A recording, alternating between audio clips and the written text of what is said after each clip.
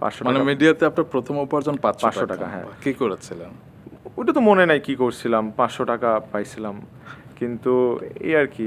কিন্তু আমার প্রথম টিউশনির টাকা দিয়ে আমি আমার নানুকে একটা শাড়ি কিনে দিয়েছিলাম, এটা মনে আছে। আমার নানু আমার খুব পছন্দের একজন মানুষ। তাহলে আপনি যদি 2011 সালে আপনার মনে হয় এইচএসসি আপনি দিয়েছেন, জি।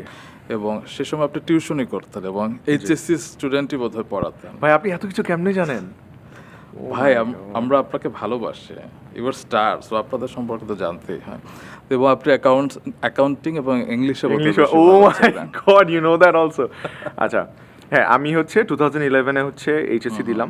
দেওয়ার পরপরই হচ্ছে তখন থেকেই আমার মন মানসিকতা ছিল যে আমি আসলে কিছু হলেও একটা করব। আর ওই টাইমটা ছিল যে হচ্ছে টিউশনির একটা ট্রেন্ড ছিল যে আসলে সবাই টিউশনি করায়, কিছু টাকা পায়। সো আমি আপনি কি করতেন টাকা দিয়ে, টিউশনের টাকা দিয়ে? বলতেছি 2011, এটার সাথে রিলেট হয় মিডিয়া আর কি। সো আমি হচ্ছে 2011-এ হচ্ছে এইচএসসি পরীক্ষা দিলাম। পরীক্ষা দেওয়ার পরপর রেজাল্ট আসলো, আমি A+ পেলাম।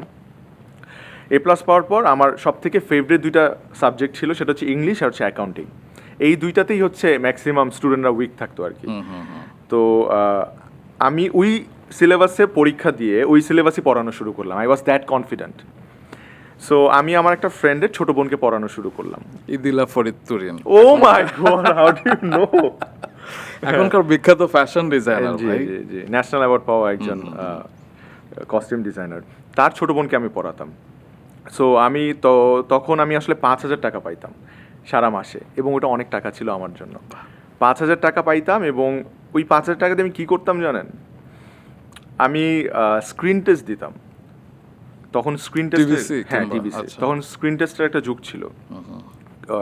তখন হুটহাট কল আসতো, এবং 1-2 জন মডেল কোঅর্ডিনেটরের সাথে পরিচয় ছিল, যারা হচ্ছে হুটহাট কল দিয়ে বলতো নিকেতনে আসো, এই অফিসে আসো, অমিতাভ রেজার ইসে আসো, অফিসে আসো, হ্যাঁ রানআউটে আসো। তো তখন গিয়ে আমি প্রচুর অডিশন দিতাম, এবং আমার ওই টিউশনির টাকাটা আসলে ভাড়ার কাজে লাগতো। যদিও আমি সিএনজি টেনজি ইউজ করতাম না, মানে বাসে চড়েই আসতাম, এবং রিক্সা, বাস, লেগুনা এগুলাতে শিফট করে করে, হ্যাঁ শিফট করে করে আমি মুভ করতাম। সো নিকেতনে আসতাম, তখন হয়তো বা লাঞ্চ বাসায় গিয়ে একবারে করতাম সারাদিন পর, মানে অডিশন দিয়ে। কিন্তু এরকম আমি 30টা থেকে 40টা মতো অডিশন দিয়েছি, আমি কিন্তু সিলেক্ট হই নাই কোনোটাতেই।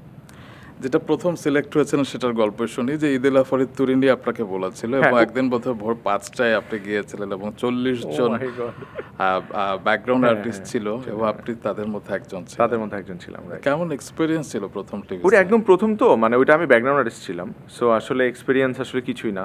মানে আমি গেলাম, আমাকে বললো ভোর 5টায় কল টাইম। আমি তো হেসে উড়াই দিছি যে 5টায় কল টাইম, এটা আবার কী ধরনের কাজ। তারপর গেছি 6টার দিকে গেছি, গিয়ে দেখলাম যে সবাই রেডি হচ্ছে, অনেক আর্টিস্ট।